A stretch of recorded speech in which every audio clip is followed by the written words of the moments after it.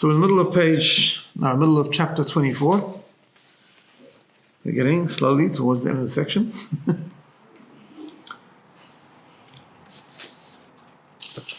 Okay, now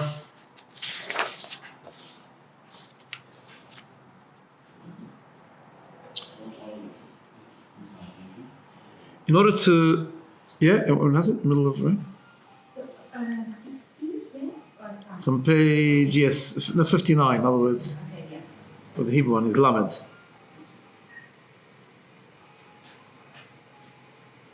Don't open the door. Josh? One second, sorry. I'm sorry. Yeah, the door. Alright, no problem. So,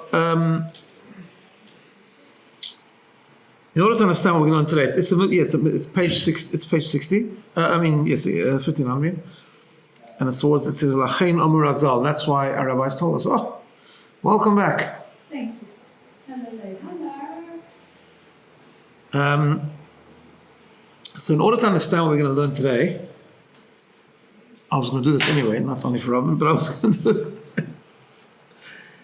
It's actually important to have a quick summary of everything that we learned from chapter 18, right? Just because that's where the section started. It started 18 and finishes at the end of 25, which we're now in the middle of 24, right?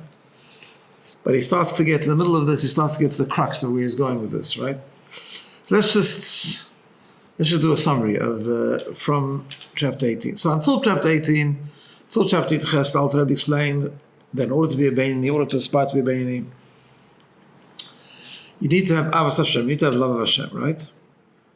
And how do you produce love of Hashem? So there were different ways. The one way was full-blown emotional love of Hashem through hisbonenus, through contemplation and reflection and understanding and learning and so on and so forth, but the greatness of Hashem.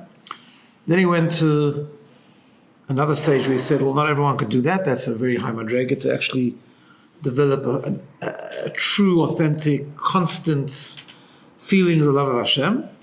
So therefore he went to another thing called love in seichel. In other words, to have intellectual love. He says everyone can do that. They have a head and they can do that and they can think and they can learn. And then they can develop this love in an intellectual level where they sort of attracted to something even though hasn't developed and hasn't been translated into a full-blown emotion. And that was also based on what Chazal tell us, that sometimes machshava toiva, if a person has a good thought, and Hashem will connect it to action. You bypass the need for full-blown emotional love. So the more you learn, the more you develop a mindset of Avas Hashem, of love of Hashem, then that can affect the way you serve Hashem and be willing to be attracted to Hashem only exclusively and not to the other things that are not in line with connection with Hashem. Okay, that was that. Then, in Perek Yud Ches,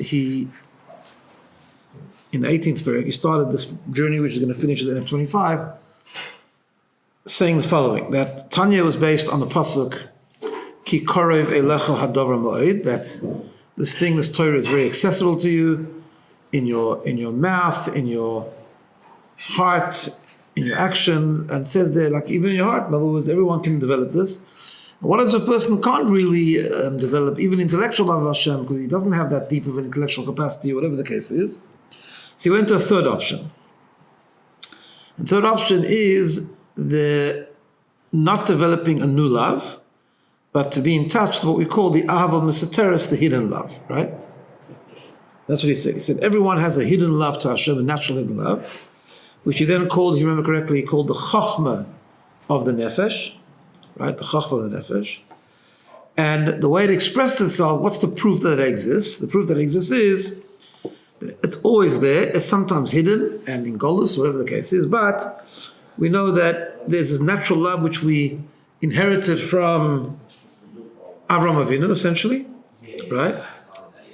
Which comes out in the fact that throughout the ages, even Jews who were very low level in observance, or kal shebakalim as he calls it, or weren't sort of deep, or weren't so knowledgeable, etc., and didn't necessarily even keep all the mitzvahs, but nevertheless, when they were faced with a situation of avodah zarah, where the choice was clear and it was abundantly clear to them that if they fall into the test, if they fail that test, it will be a complete disconnection from Hashem. Even those Jews, suddenly that brought out the Abba Meseteres, that brought out the hidden love, the Chachma of the Nefesh, the deep Emunah, the deep Mesiras Nefesh, and it resulted in the concept of complete Mesiras Nefesh. They're willing even to give up their lives, right? So you see that exists, right? Okay. But the question is, the obvious question is, that's good, that's very nice, so we all have that hidden love. But so far, in the Perek Yudches and 19 and so on, all that means is that that's true when it comes to Avodah Zarah. That's not true when it comes to anything else necessarily. Because we don't see that same reaction with every other mitzvah, every other Aveirah, right? So therefore, what he did was, he started to explain in Perek Chof 20 and 21 what Anochi Hashem Alekecha, what Avodah Zarah actually means. No, belief in Hashem actually means, right? And to do that, he started talking about Anochi Hashem Alekecha, I am Hashem your God, you shouldn't have any other gods. And he spent 20 and 21 on the concept of Achdus Hashem, oneness of Hashem. Essentially, the oneness of Hashem there, he went in two stages. There was chapter 20, chapter 21. Chapter 20 was how the entire world is completely insignificant towards Hashem, and then 21 he took it even deeper, where actually the whole world is part of Hashem's existence, part of Hashem's reality, and part of Hashem's oneness, like the rays of the sun in the sun. I don't know if you remember that whole thing, right? Okay. What was the point of that? The point of that was, as he explained afterwards in 22 and in 23, that what that means is that we redefine the word Avodah Zarah. Okay? Idol worship. Idol worship is normally understood, okay, this is the way to put it, right? Idol worship is normally understood that it's a denial of Hashem's existence, right? Or it's an open denial of Hashem's oneness, whatever the case is, right? In other words, it's denying Hashem's all-encompassing oneness. However, the way he explains in Tanya is that Avodah Zarah is not a denial that Hashem runs the world, or it's not a denial of Hashem's existence, but even it's a denial of the true meaning of I am Hashem your God in the Ten Commandments, which is it's a denial of the oneness of Hashem. Right? So it's much broader than just denial of the existence of Hashem, right? So if you do something or you believe something, that means that you believe that there are things that exist outside of Hashem's existence on a level, I mean, it's not halachic Avodah Zarah, but it is Avodah Zarah, right? From then, he went into the whole thing, therefore, to explain, this is in Perek Chof Gimel, in Perek 23, he explained, obviously, therefore, if everything is the oneness of Hashem, therefore the only way to be really connected to Hashem is to do things that connect us to Hashem in order to live in a place which the oneness of Hashem is revealed, in order to get the highest, the life force from the pnimius, from the essence of Hashem's will, not sort of behind the back door, and the whole thing where he says how you give someone a present but you throw it because you have to, so that's a different type of life. But if you want to really be part of the idea of chayim, of life, true life, it's only through connection to Hashem. What does connection to Hashem mean? Torah and mitzvahs. Right? Because he says Torah and mitzvahs are the limbs of Hashem, Torah is oneness of Hashem. In a way, explain that Torah is even deeper, but of course you have to do mitzvahs as well. Mitzvahs is the will of Hashem. With Torah, you become internalized, one with Hashem, and that's why that's how we remain connected with the oneness of Hashem. Right? Then last week we started chapter 24. Okay. And he says he did the opposite, and that is what happens when you don't do mitzvahs. We have to do averos, right? And we explained last week that when you do averos, then you are disconnecting from Hashem, and you become connected with the idea of klippa, right? The force of klippa. Now, let's just clarify this a little bit, because we started talking last week about klippa. What does klippa mean? Klippa is the forces that Hashem, the spiritual forces that Hashem created, which hide Hashem's existence, hide Hashem's oneness. Therefore, being connected with klippa is similar to being involved in the concept of Avodah Zarah, right? And then he said something very sharp. He said that when you do an Avera, right? When he does an Avera, Chas v'sholom, when he does something against Hashem, he's connecting to the idea of Klippa, to the entity of Klippa, and even worse than the Klippa. Why? Because the Klippa, we learn in the Gemara, Klippa doesn't mean that they go completely against Hashem. The example we gave was from Bilam. So Bilam's source, Bilam's life energy came from the world of Klippa, and yet Bilam said that I can't do anything against Hashem. Because the default Klippa creation that Hashem created, the forces of Klippa, right, are forces that acknowledge the sovereignty of Hashem. They acknowledge the control of Hashem, but they, like the Gemara says, the korulei elakod elakaya. They call Hashem the God of other gods. So God is the ultimate God. They believe that. But there's other things that exist other than God. So Bilam, we know, was haughty, he was arrogant, because he existed, and therefore he wanted to do things against Hashem. He didn't believe that he doesn't want to only be part of the oneness of Hashem, but he had no choice. Hashem is the boss, right? And therefore he was bad, he was Klippa, because he existed, and he existed as something who has the feeling of being outside of Hashem's oneness, and yet he was subservient to Hashem's will. So the Klippa, the world of Klippa, do not do things against Hashem completely, right? When a person does an Avera, he's actually doing worse. He's denying the control of Hashem. Because he's saying, I can do something that Hashem doesn't want me to do. Hashem is not in charge. Hashem said to do this mitzvah, and I don't want to do it. Hashem says not to do this Avera, and I'm doing the Avera. So it's worse than Klippa. Klippa doesn't deny Hashem's existence that way. Doesn't do things directly against control of Hashem. But the person does Avera is, right? And therefore, and he says an interesting line we shouldn't touch on last week, but he says, the reason for that is because Klippa, meaning the spiritual entity of Klippa, is not part of, it doesn't enter into a physical body. What he means by that is as follows. A physical coarse body, right? In other words, like this. The Klippa that we engage in, the Klippa that we are experiencing, we have a Nefesh Abamis, which is also Klippa, right? But when a Nefesh Abamis comes into the body, it's coming into the physical world. And Chassidus explains there's a huge difference between the spiritual worlds that have Klippa. For example, we have Bria, Yetzirah, Asiyah, they're all spiritual worlds, and they have Klippa. Only Atzilus doesn't have Klippa. Atzilus is only good. Even Bria has subtly a little bit of Klippa, Yetzirah, and for sure Asiyah, the spiritual world of Asiyah. But all those Klippas at the end of the day will never deny or go against the existence and control of Hashem. Because God made Klippa. Correct. So, but the Klippa that Hashem made in this world is different. The physical world is such a chiddush. The physical world is the only world that Hashem is completely hidden. To the point that this is a world that can feel itself something completely separate from Hashem. Even though it's not, but right? That's this world. So when we do something that is involved in Klippa, we are people who exist in the physical body, we have an ability to do worse than Klippa. We have the ability to actually deny the control of Hashem by doing Averis and not doing mitzvahs. Right? It gets worse, by the way, this chapter, just by the way.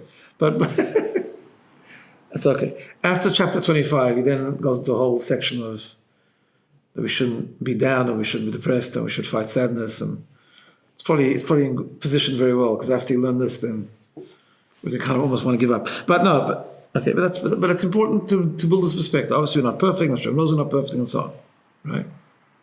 but you wonder why He made us in this world, like that. Because He wants us to bring Him into that world. I understand that, but it's food.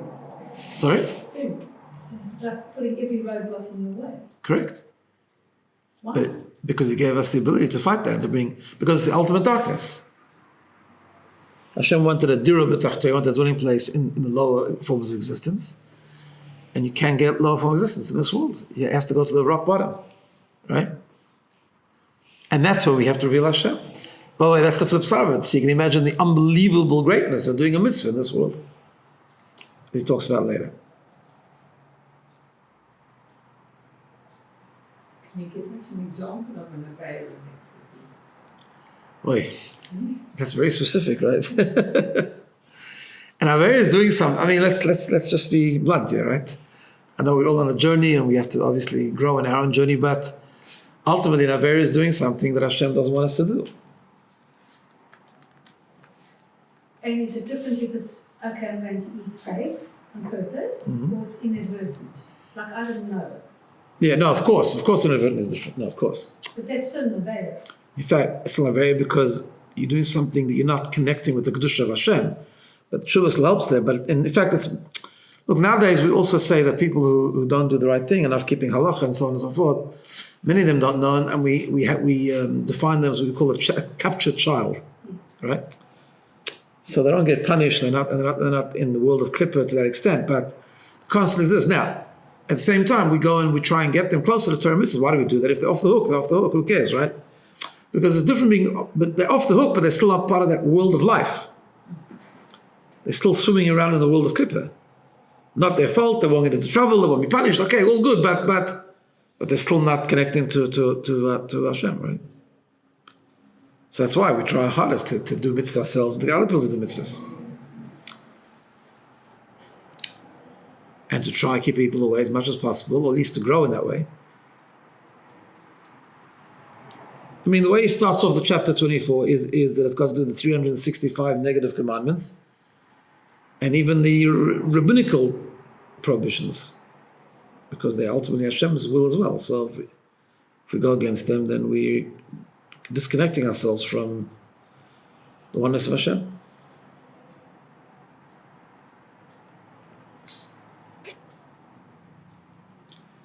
And we're connecting with the world of Klippa, and in a way, worse than the world of Klippa, because we're making a conscious decision to do that. Because at the end of the day, once we know about it, we have a choice, right?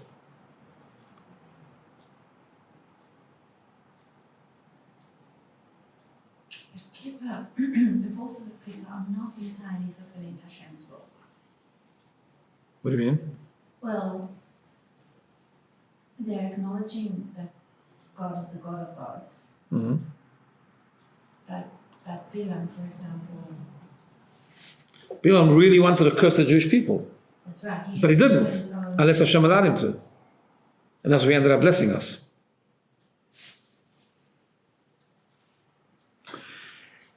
I heard a shir from Rabbi on this chapter. You have to differentiate between Bilam the person and Bilam the Klippa.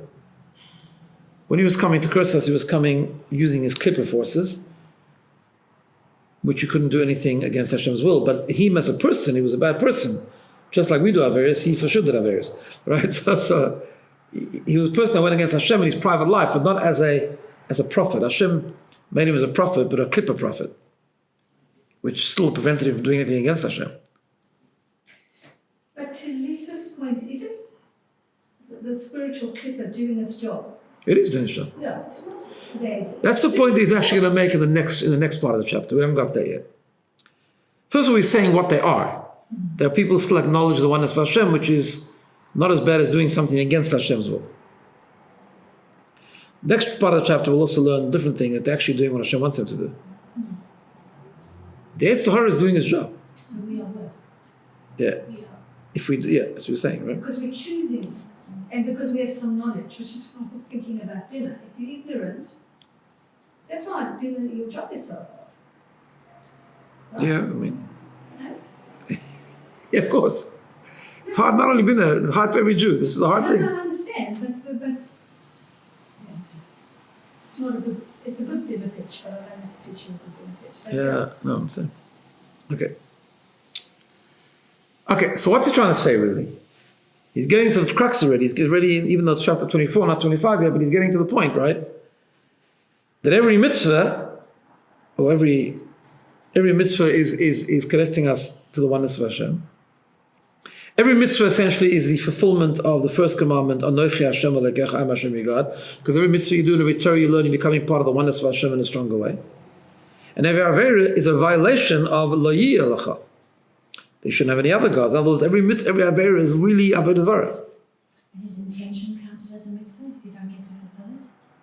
Meaning? From the Rebbe's perspective. So if you intend to do a mitzvah, but for some reason it doesn't happen, does that get counted as a mitzvah? So yes, because there is a chazal which Hashem considers if you've done the mitzvah, at some level, but you have to understand what intention means, not like, No, turning up, but somehow going to visit someone who is not well because they've been discharged from oh hospital. yeah, of course, so that's part of the mitzvah, of course.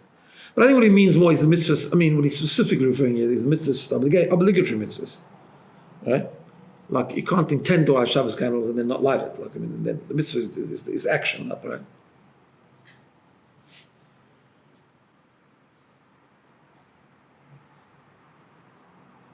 We will do, and then we'll understand. We have to do. Correct. Yeah. Shavuos, right? We have to do. Coming after Shavuos. Yeah. And again, lots of people nowadays are in an interesting position because they can learn this parak of Tanya, and they're not yet doing all the mitzvahs because they're on a journey, right? And that's okay. That's a practical thing. But as long as we're on the journey, and it's the same complication of people who are born frums. The same thing. Because what you think people maybe keep Shabbos, but they still speak lashon hara. You know what I'm saying? So like, no one's perfect, but this is the perspective we have to try and build, and that perspective has to push us further into the journey. Now, the problem is like this. The problem he has to clarify is the following. This is what the next part of the chapter is about. If that's true, if we understand that now, right, that every mitzvah is Anochi Hashem Elokecha, and every aver is Avodah Zarah, so how come it's 11? It's like, how come we don't give up our life like the person who gave up life Avodah Zarah, right? So this is what he says now. So this is like this. Lachin Omer Hazal. That's why we have a Chazal. The Chazal says like this: Al pasuk is sister ishtoi. This Chazal, this Maimer Chazal, comes from the pasuk in Bamidbar, the part of the Torah where it talks about the woman who went astray and she committed or potentially committed adultery. You're familiar with, I'm talking about the Soita, right? Soita was a woman who the husband suspects her of committing adultery. He asked her not to seclude himself and with a certain man, and she did, and there were witnesses, whatever. And there's a lot of grounds that she might have actually committed adultery, which of course is a big avera. Then he takes her to the Beis Hamikdash, and the Torah says there's a whole process, and she has to drink a certain solution of water. And if she's found guilty, so right away she becomes prohibited to live with her husband because she could have been an adulteress. And if she's proven to be innocent, then she goes back to her husband. If she's proven to be guilty, the water causes her to die. Okay. Now, the expression the pasuk uses is ki sister ishtoi. It's got the letter shin tes hey in it, which literally in the Chumash means the woman who goes astray.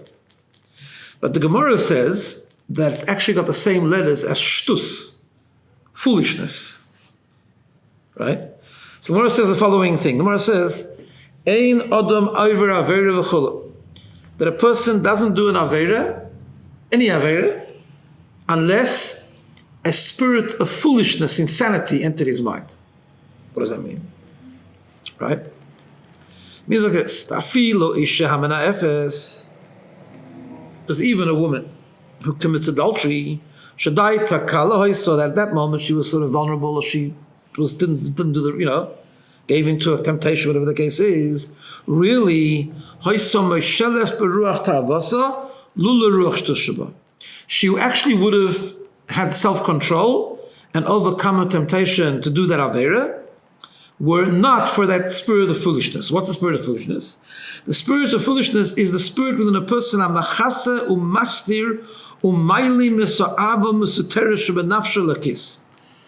it's the spirit that comes in that conceals the hidden love. The hidden love that he spoke about in Perak Yudches. That's the natural chokhmah of the nefesh. The bittul of the nefesh. The part of the nefesh that will give us Mesiras Nefesh. That's where Emunah lives. Mesiras Nefesh lives. There's a ruach, there's a spirit of foolishness that conceals that chokhmah, conceals that conviction, right?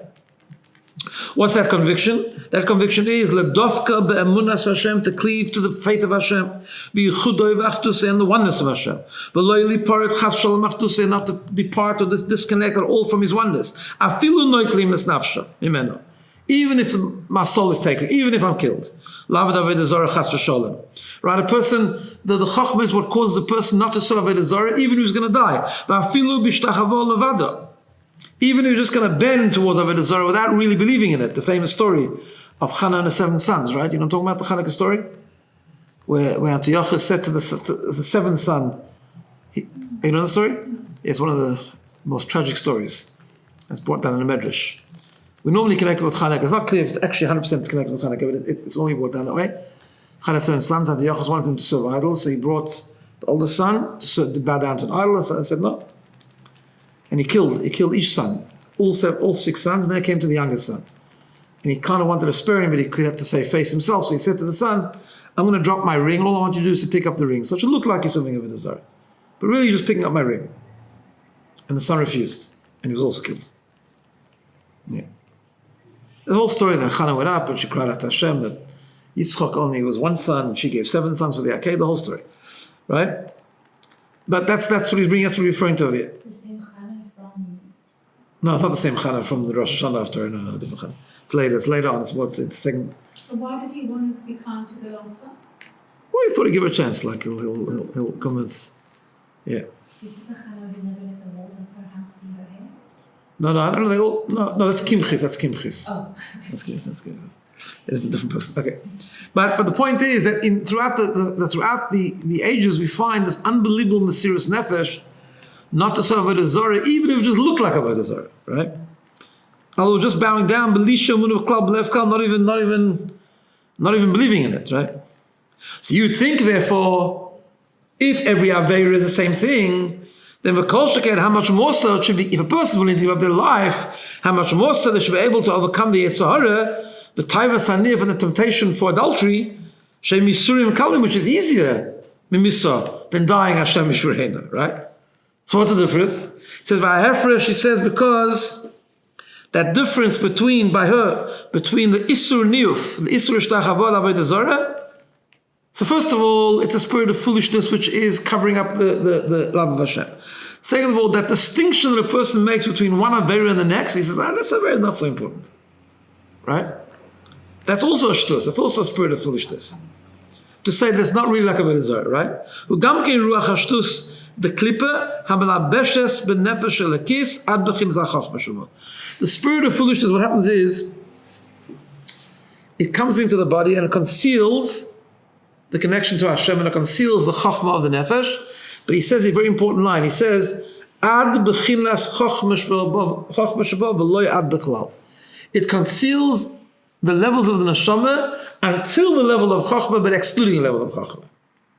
In other words, the level of chachma cannot be camouflaged, cannot be blocked by the ruach shtus, by the spirit of insanity.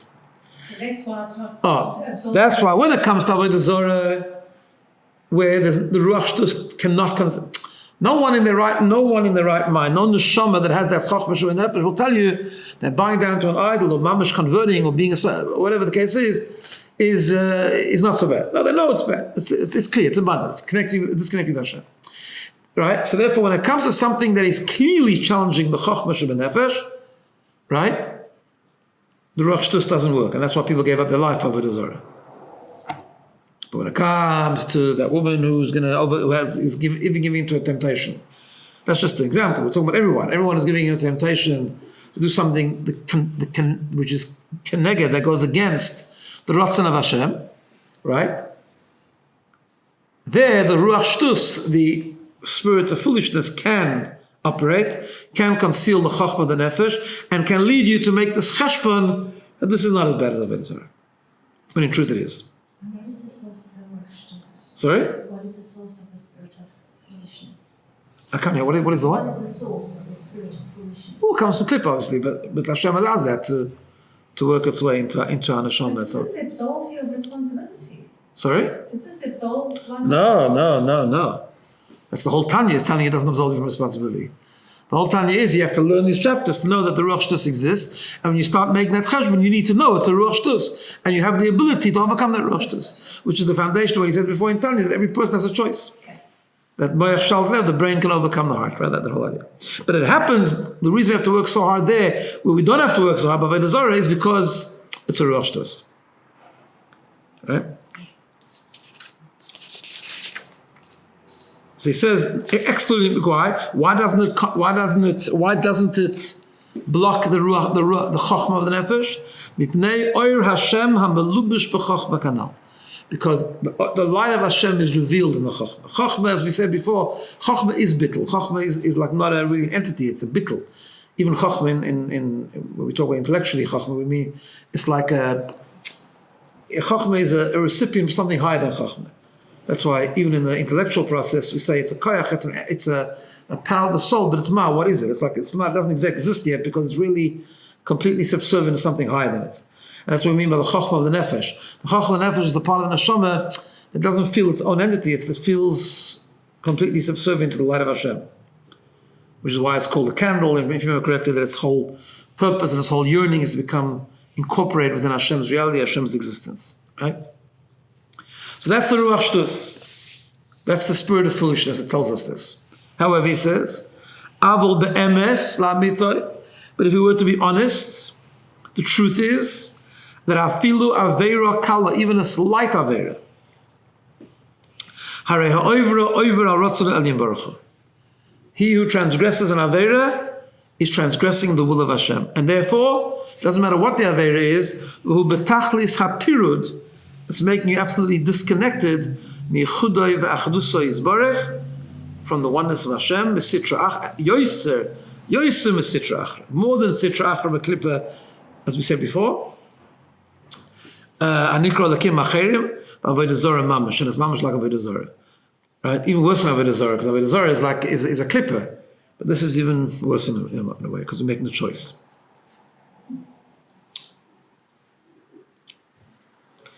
And he says something interesting, he says, when a person does an Aveira, is also worse. He's worse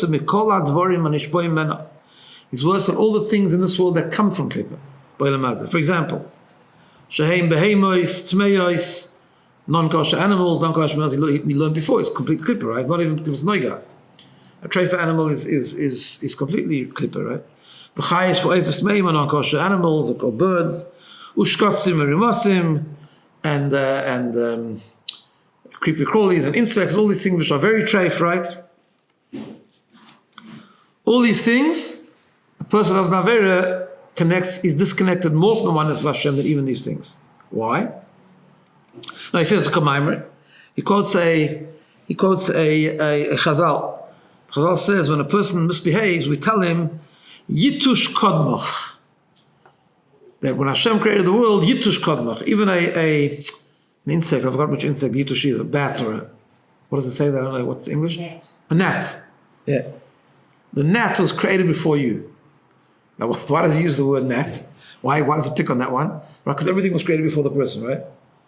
So just to clarify, there's a medrash that says, or Gemara that says like this, when a person is behaving himself, then the approach is, we tell a person, you know what, you're such a great person, that everything Hashem created was all a preparation for you.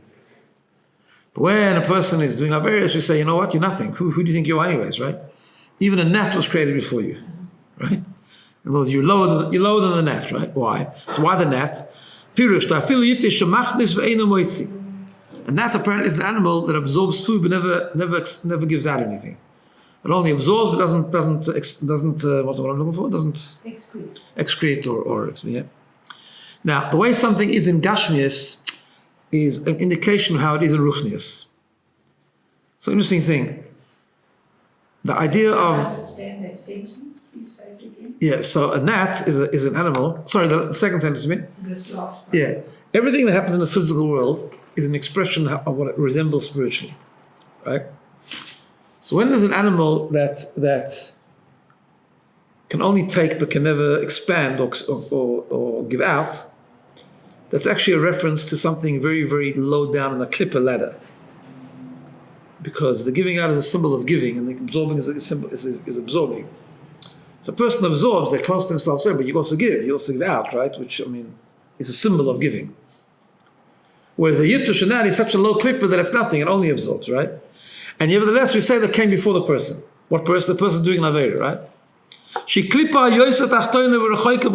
It's so high, it's so distant from Kedusha. It's the lowest Klippa, that gnat. And nevertheless, comes before the person that they Aveira. B'shtalshlus v'yiridas ha'chayis v'ras l'eli baruch hu v'kol shkeim p'shar ba'al ha'chayim fil l'chayis rois shekul. Now, in other words, even the person that's an avera is lower down than the gnat, even though the gnat is such a low clipper, right? Why? Because, we'll see why in a second. What does it mean it's lower down? It means, as we said before, when Hashem, because everything has to have a life force from Hashem, right? But in Klippa, the life force is very diluted and very all-encompassing. It's not internalized, as we learned before. It's a very minimal dose of godly chayes. So when a person is doing an avera, that's what's happening to him. He's getting less of a more diluted life force from Hashem than the gnat is getting even, right? Now, why is that? Why is that? Shekulam einom meshanim tafkidam. Because all the animals, including the gnat, is only doing what Hashem wants it to do. At the end of the day, they're not changing at all from what Hashem wanted to do. Upkudasa is barach shamra rucham, and it's the command of Hashem that's protecting them. The animal or the clipper or whatever might not be conscious of it, but that's what's happening, right? And we find this an interesting thing. He says he makes an interesting point. He says, Hashem says in the Torah, if you go into Eretz Yisrael and you will do the right thing, you'll keep all the mitzvahs, the animals will be scared of you. I mean, there are stories like that. I'll tell you in a second.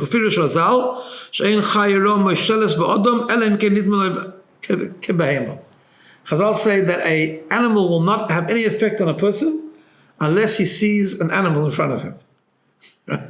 Doesn't see the image of God. That's why we find stories about tzaddikim. Daniel in Tanakh was bringing to lies then, but much later in history, the Orachaim HaKadosh. The Orachaim HaKadosh, the great Kabbalist, lived in Talmud Baal Shem Tov, lived in Eretz Yisrael, I think. He's buried in Eretz Yisrael, for sure. I'm not sure if he lived in Eretz Yisrael his whole life, but he was unbelievable. He's a fascinating commentary on the Chumash, full of Kabbalah and lots of things. So the story was, I think he was in Turkey, maybe the Sultan or something captured him and had him thrown into a dungeon of lions. And there came a few days later to take out his bones, and he was fully okay. The lions were just... They never saw behind them. They didn't saw him, they saw Tzelem Elokim, right? Why? Because that's their role. And they wouldn't do anything that's against what Hashem's tafkid is. But our life force changes. Yeah, no, one second. Of course. This is all... Yeah, we'll get to that in a second. You need to understand, this is... Everything we're saying now, how the person is so disconnected from Hashem, we're talking about at the time they're doing the Avera, right? Doesn't mean the person remains so disconnected, right? Because we have tshuva, that's all there. If you remember in the very, very beginning of Tanya. But the person can go straight from doing an Avera to doing mitzvah. Correct. Yeah, but the problem is like this. It doesn't mean that every person is doing a mitzvah, then the dog won't bite him. Why? Because while it is true that every mitzvah is a mitzvah, and you can't take it away from a person, so doing a mitzvah is connecting with Hashem, but the Avera is still there unless it does tshuva. Understand? I mean, two things can happen at the same time. So the lion's going to eat us. Yeah, in other words, don't walk in the lion's cave just yet. But the vivifying source changes. Of course. Of course, because as we do mitzvahs, then it's different. So every nanosecond that we're being kept alive, the source is coming from a different place, potentially. In different levels, yeah. But then you're saying that there's still a... Yeah. So this is the hard part, right? So at the very, very beginning of Tanya, when he was trying to establish what a BINA is, right? He said a BINA cannot mean a true BINA, cannot mean half mitzvahs, half averas. Remember that? Right. And he said the reason is because when a person does an avera, at that moment it's called a rasha. If he does tshuva, at that moment it's called a tzaddik, right? Okay, so it means a BINA is more of a collective. Yeah, so at the time of a mitzvah, that's why a mitzvah person is more protected, the Gemara says. Does that mean overall he's protected? No, because he also has a virus, which hasn't finished it yet. So, Rabbi, is it the aspect of choice that is so fundamental to what you're teaching us? Yeah, but the question, the whole Tanya is like this, right? The whole Tanya is based on choice. It's based on that you have a choice to be connected to Hashem because the brain rules the heart, right? So now, what does it mean the brain rules the heart? So you got to build up. There is a very strong nefesh habamis who's trying to take you the other side, right? The choice is hard. In fact, so much so that he said before earlier, that when a person really wants to do that choice, still needs Hashem's help, right? That's why we daven. We daven, so we should do mitzvahs. We daven, we should learn Torah properly, right? We daven every day. Because the struggle is enormous. But fundamentally, we are responsible because we have the choice. But to exercise that choice, there's work, and especially in Tanya, because it's the long, short way, remember? So therefore, in Tanya, the work in order to be sustainable and continuous, you've got to put in a lot of work. And that work has to do with connecting to the love of Hashem and building up a perspective. The last number of chapters, says 18, the perspective is building up, is this concept that to learn this and to understand that intrinsically you don't want to be disconnected from Hashem. And if you really internalize this concept that every Avera you do, you are disconnected from Hashem, and every mitzvah you do, you are connecting to Hashem, the oneness of Hashem, that will allow you to make that choice. No, what did you say about the treif and let's say the sotah? What was I missed that? The sotah is different to the treif. So the treif is a treif animal, for example, right? It belongs to the world of Klippa, correct? Right. But when you eat the treif, it's worse than the. If you choose to eat the treif, then it's worse. Then it's worse than the treif itself. Yeah. And if I'm choosing, because the lion is Klippa, correct? The dog is Klippa, the chazir is Klippa. yeah. But it doesn't choose to be the Klippa. It is the Klippa and it still recognizes Hashem and that's its purpose. Yeah. Its purpose is to tempt you. Right? Yeah. That's why we have Klippa in the world. And it's doing a good job. But when I choose my behavior differently, I am doing the worst thing. Yeah, you're doing worse because you go against what your tachlis is. No, exactly. The chazir's role is to tempt you. Your role is to not eat it and to be connected to Hashem. When you make the choice to eat it, you're doing worse, right? Now, why do you do worse? How come you don't give up your life? Why come you not? Forget about life. How come you don't overcome? How come we don't overcome our temptation and when we do things that aren't right? On different levels, could be mamash and avera, or could be like I spoke before, the bain is even someone that even eats kosher only for the right reasons, etc., right? It's because we have a roshtus, because of the spirit of foolishness, that we don't see it like avodah zarah. We don't realize that it's disconnecting us with Hashem. But if we approach every mitzvah as being a fulfillment of Anochi Hashem Elokecha, and we approach every avera as a violation of Lo Yeh Lecha, it'll be much easier to make that choice. But that spirit of foolishness isn't in the chokhmah. No, but the problem is that chokhmah is only naturally ignited when it comes to real avodah zarah. Because there, real avodah zarah is straight denial of Hashem's existence, right? And therefore the spirit of foolishness cannot interfere with that. That's why avodah zarah, you will give up something that's harder to give up than when you're eating something treif. And yet, you'll give up your life of avodah zarah, but you won't give up the temptation of eating treif. Why? That's the ruach shtus. That's the spirit of foolishness. But it's worse than that. It's not just about eating treif, it's eating more than you actually need. It's even harder. Correct. I was trying to be... Okay, that's... Again. It's a journey, right? We went through this in great detail. Have you not noticed I've lost weight since we started? It's a journey. And also you have to prioritize the journey. It would be very silly if someone said, I'm only going to need exactly what I need to serve Hashem, but it's going to be treif. That would be ridiculous. Rather go and fresh in a kosher restaurant than eat with self-control treif. Okay, so right. Right. But it is important not to that we don't prioritize sin. Correct. And also sometimes sometimes it's okay to do things out of order. So sometimes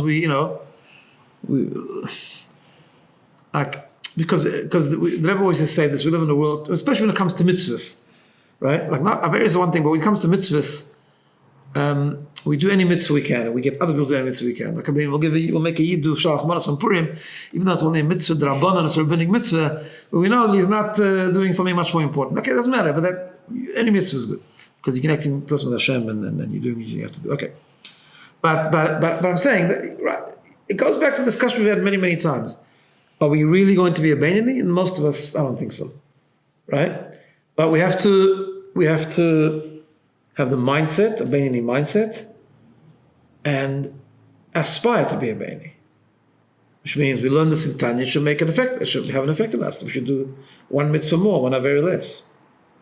Control ourselves more. Even if it works 1 week and next week it didn't work, it doesn't matter. At least that's why we have to keep on learning it, right? So it is important. This is very, very important. It's important to be on the Beinani train. Nowadays, can we say that, as we said, the Yidden and Mamash used to eat the bare minimum, right? Only because they only ate Mamash what they could do to serve Hashem.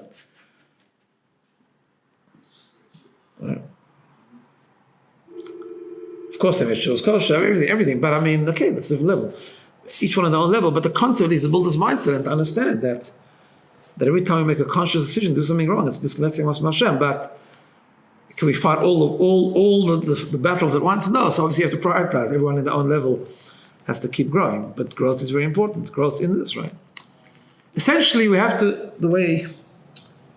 and the truth is like this, especially nowadays, it's very difficult. Why?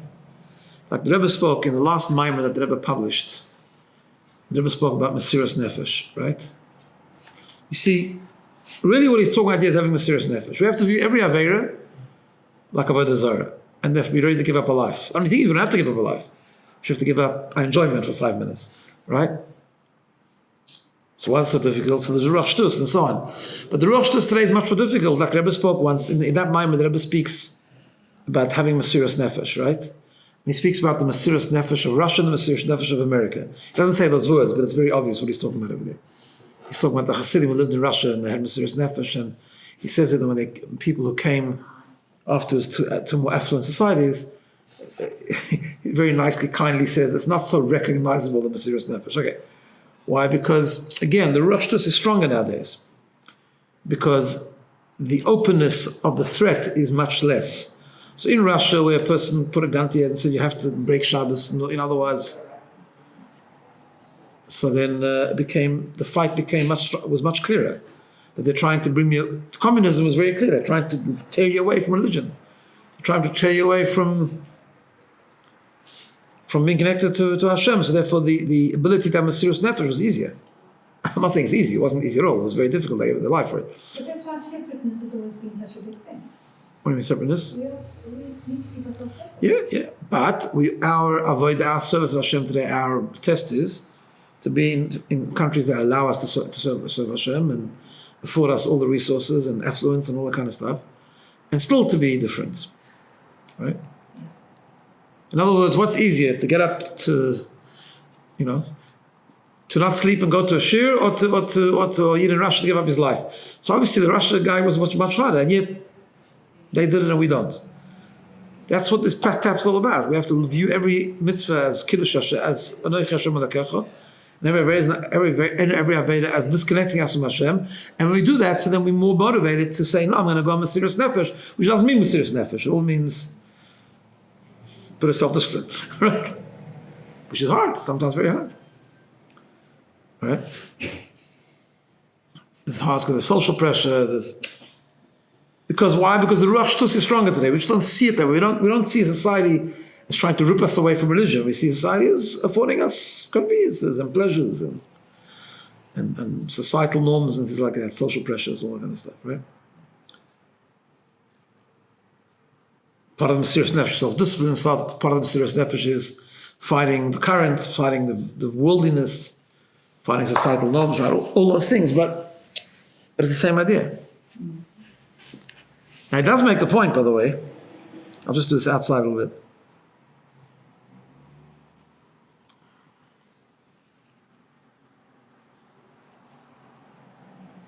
He says that with the difference is, like you said before, that it is possible that when a person does that and he fails the test, he doesn't have Aveira and he's disconnected from Hashem, so he makes a distinction here. If it's we have in the Torah mitzvahs that are not, there's mitzvahs that are kores, which are, the Torah says, are very severe, chometz on Pesach and things like that, right?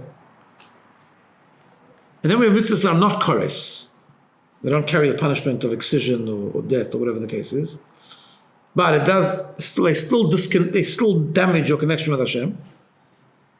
So it is a form of Avodah Zarah, nevertheless. But he says, right after that, it is easier then to bring your soul back from the world of Klippah into the world of connection to Hashem, right? And you can do it. You can reignite your love for Hashem. You can do tshuva. You can reignite your love for Hashem that was really always there. But what happens is a person always has the chachma sheva nefesh, right? It just was in a very deep golus. So even a person does the Aveira, okay, but afterwards he can reignite it. Now, obviously it's harder with the very severe Aveiras because that's damaged your connection in a much, much greater way. And therefore to reconnect is harder and it's a deeper tshuva, but of course possible, right? So that's all true. But Nevertheless, even the light Averis, even the rabbinic Averis, so to speak, are still a form of Avodah Zarah. They still disconnect you from Hashem. And that's why the perspective has to be to try and remove the Ruach Shtus, try and remove the spirit of foolishness, and to understand that, no, I don't want to do it. Why? Because I'm going to stand strong. Why am I going to stand strong? Because I don't want to be disconnected from Hashem. There's a line from the previous Rebbe brings it, in Yiddish, he says, Ayid nita ken nita vil, he brings in the Maimer of Basaligani, that a Jew doesn't want to and actually cannot become disconnected from Hashem. The reason that we do it sometimes is because of the spirit of foolishness. But, yeah. Is that a good translation, foolishness? I think actually the real translation probably is like somewhere between foolishness and insanity. In other words, it's falsehood, that's what it is, I guess, the spirit of falsehood. It's not a logical thing, in other words. It's not like to do that very is logical, and not to do it means something. No, to do that very is illogical.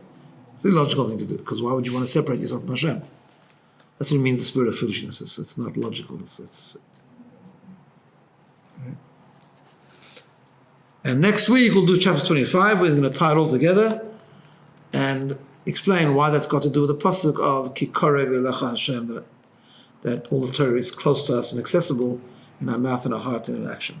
It's our foolishness, not the... It's the spirit of foolishness which comes into us, which we buy into, which you have the choice not to buy into.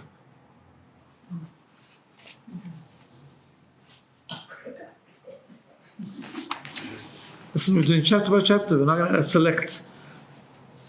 You can't just take Chassidus, you got to take, it's a package deal. No, but as I say, it runs very important into because what we'll learn is, see, the most important thing is to have this perspective to help us to Torah mitzvahs, right? What it can lead to, and this is what he's going to start in chapter 26, the whole thing about simcha and joy and thing, right? What it can lead to, I'll just show you this before you go. There was a saying amongst Chassidim. Chassidim used to put a big emphasis on davening properly and davening by avodah, davening not just saying the words but really getting involved in that. He used to say that a chassid is someone who's possible that he could do a terrible avera at night, and the next morning he should daven like a chassid. So he said, how can that be? Right? So the point is like this. The point is that we have to know. It all comes down to bittul, right? What is bittul? Bittul means we want to be subservient to Hashem. We want to do what Hashem wants us to do, right? Okay. So we mess up. We do an avera, let's say, right? We shouldn't. We forgot about what it says here. And then we feel guilty over it. I served avodah zarah subtly, right? So then you feel like, how can I daven the next morning properly? How can I come to Hashem, right? That in itself is a real avodah zarah. You know why? Because that's about us. It's about me. It's not about you. It's about connecting to Hashem. So the next morning Hashem wants you to daven, so daven. Yesterday you did a terrible thing. You disconnect yourself from Hashem, right? Okay, so you need to take responsibility for that. Now times to do tshuva for that. And you'll take responsibility. You'll do what needs to be done. But right now you have a role. The journey continues. You have a role today. Your role is to daven, so daven. The feeling guilty, how can I do it because I feel so bad, I disconnect. In other words, if I use this to induce guilt, that is the worst of avodah zarah. Because I'm making it about me. What do you mean I can't daven? Because I did something wrong yesterday. It's all about the I then. I can't daven because I messed up. What do you mean? Hashem wants you to daven, daven. No matter what you did yesterday. Which is a very strong point, but a very empowering point, actually. It doesn't mean you mustn't take responsibility. You must take responsibility. That's why later on explains in those chapters, there's Krishma at night, there's time to reflect, there's time to do tshuva, there's Yom Kippur, there's time to feel bad even, right? But you'll do it when you need to do it. You'll do it when Hashem says you should do it, not when you want to do it. All right.